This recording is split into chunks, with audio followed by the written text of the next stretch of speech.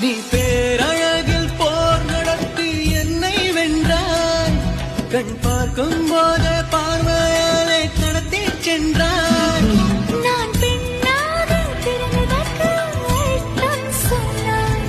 முன்னறியாத வெட்கங்கள் நீயே தந்தாய். என் உலகம் தனிமை காடு. நீ வந்தாய் பூக்களோடு. இனி தொடரும் கனவுகளோடு. பெண்ணே பெண்ணே நீ இல்லை என்றால் என்னவே நெருப்போடு வெந்தே மண்ணாவே.